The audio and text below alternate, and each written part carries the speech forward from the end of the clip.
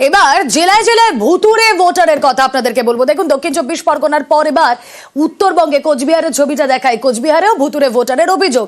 এক বছরে 64,000 ভোটার বেড়ে গিয়েছে।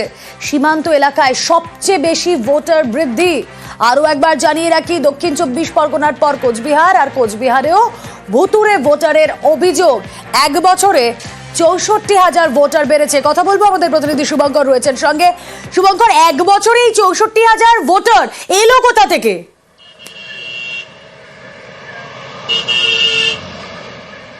হ্যাঁ দেখো, একেবারেই তোমাকে জানিয়ে রাখি যে 2024 সালে যে নির্বাচন কমিশনের তরফে ভোটার তালিকা প্রকাশ করা হয়েছিল, তাতে ভোটার সংখ্যা যা ছিল, 2025 সালের 1 জানুয়ারিতে ভোটার কমিশন যে ভোটার তালিকা প্রকাশ করেছে, এই যে ভোটারের ব্যবধান সেটা প্রায় 64,000, অর্থাৎ 63,63,775টি ভোটার সংখ্যা বৃদ্ধি পেয়েছে এই কোচবিহারে এবং কোচবিহার জেলার 9টি বিধানসভা কেন্দ্রে।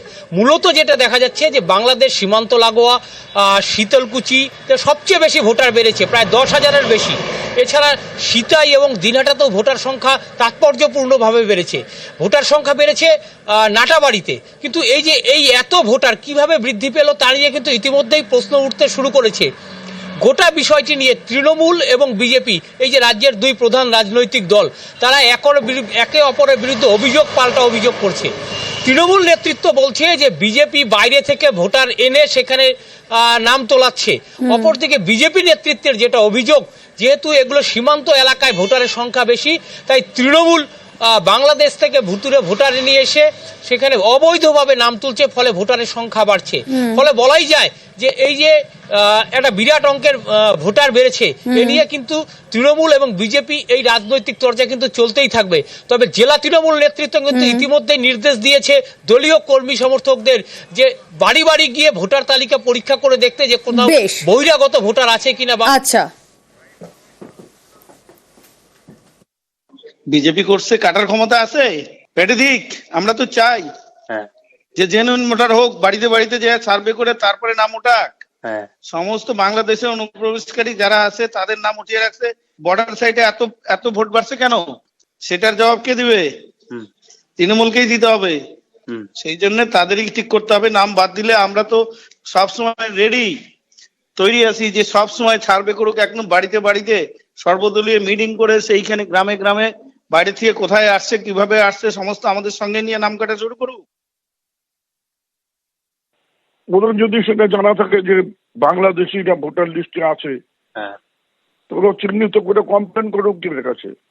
তাদের তো বক্তব্য হচ্ছে বাইরের লোকের নাম তোলা হচ্ছে, সে বাংলাদেশি হোক কি অন্য রাজ্যের লোক। তাদের নাম মহারাষ্ট্রের ক্ষেত্রে দেখা গেছে, দিল্লির ক্ষেত্রে দেখা গেছে, তাদের নাম তুলে দেওয়া হয়েছিল। আমরা সেই ব্যাপারে সাবধান করে দিয়েছি কর্মীদের।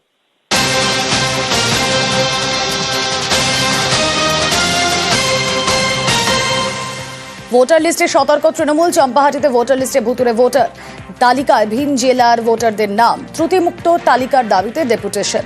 বিডিও অফিসে ডেপুটেশন তৃণমূলের। বিধানসভার অধ্যক্ষ নেতৃত্বে এই ডেপুটেশন। ইলেকশন কমিশন অনেক দূরে রয়েছে, ডিএম অনেক দূরে রয়েছে। ভোটার লিস্ট তৈরি করার দায়িত্ব হচ্ছে এদের। সুতরাং এদের সতর্ক হতে হবে, এদের দেখতে হবে ব্যাপারটা। এবং যে ধরনের বিজেপির কথাবার্তা বলছে, আমরা অত্যন্ত শঙ্কিত যে অনেক জেনুইন ভোটারের নাম বাদ যাবে এবং অনেক ফিকটিশিয়াস ভোটারের নাম ঢুকে যাবে। সেই জন্য আমরা এখন থেকেই সতর্কতা অবলম্বন করতে চাই।